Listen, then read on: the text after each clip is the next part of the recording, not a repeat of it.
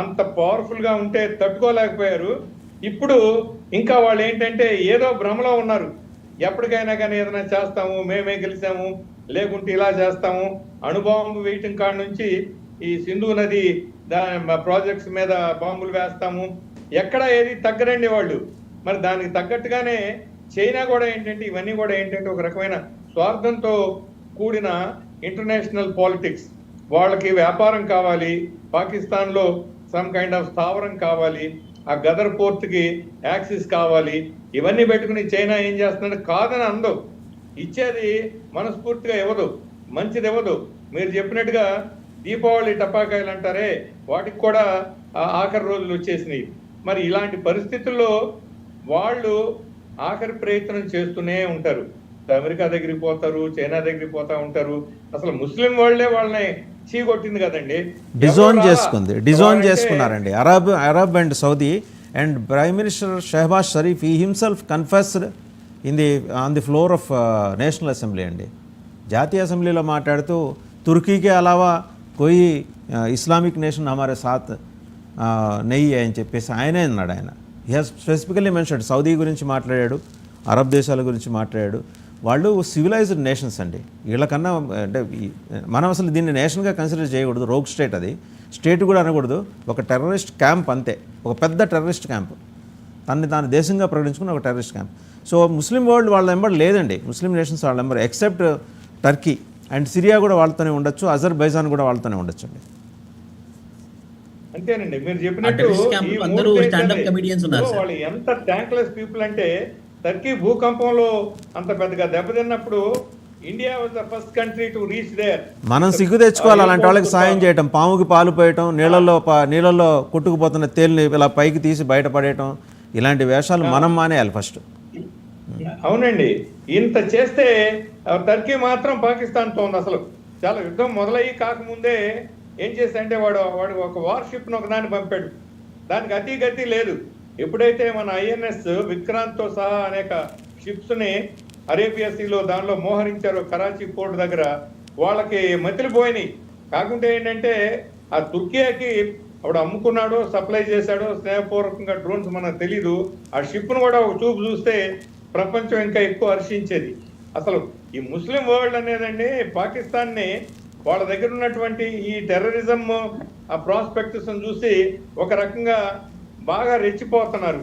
అయితే వాటిలో అభివృద్ధి చెందిన ముస్లిం కంట్రీస్ వచ్చేసి వాళ్ళ అభివృద్ధినే కాంక్షిస్తారు, తర్వాత వరల్డ్ పీస్ను కోరుకుంటారు, భారతదేశంతో సత్సంబంధాలు కోరుకుంటారు.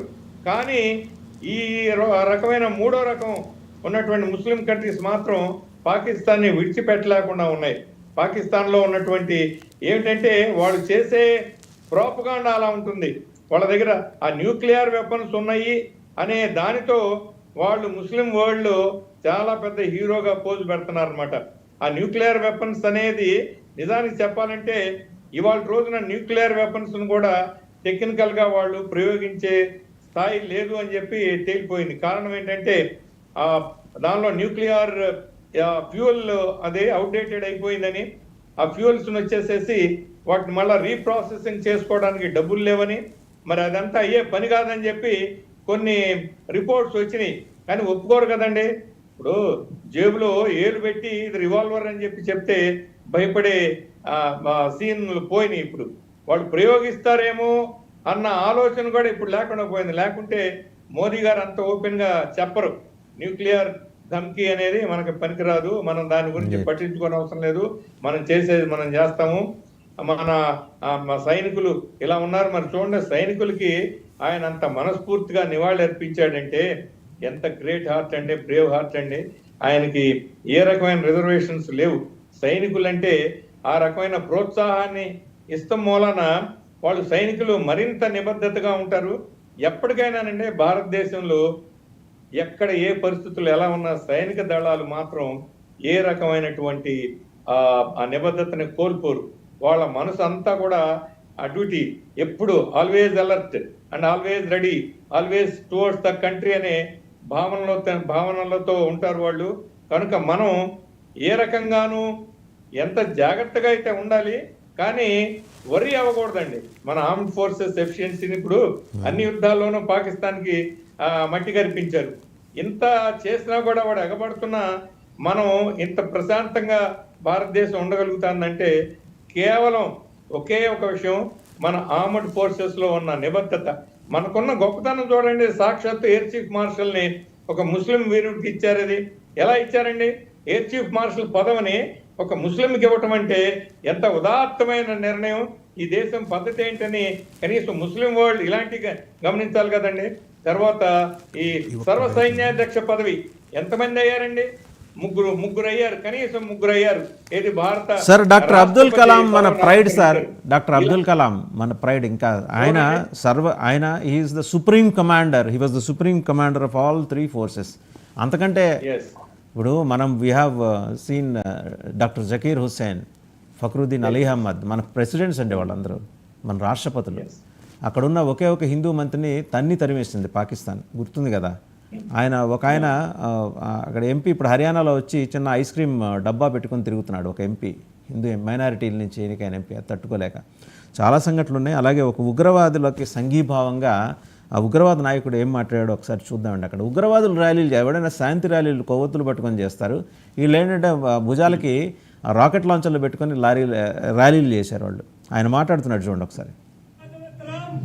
मैं आपको थोड़ी सी एक तारीफ बताना चाहता हूँ, जहाँ पर इन्होंने राम बख्श शख्सियत के मकान पर इंडिया ने जो हमला किया है, 2 जगहों पर उसने हमला किया।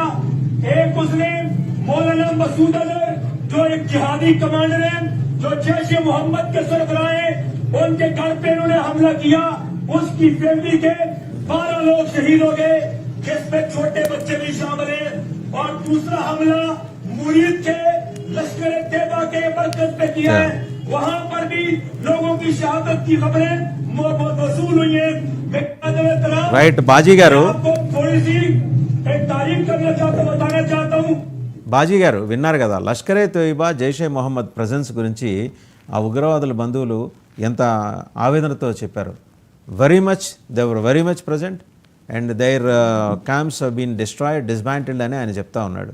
పాకిస్తాన్ గవర్నమెంట్ ఎవిడెన్స్ చూపించండి. వాళ్ళ దేశంలో మాట్లాడాడు కదా,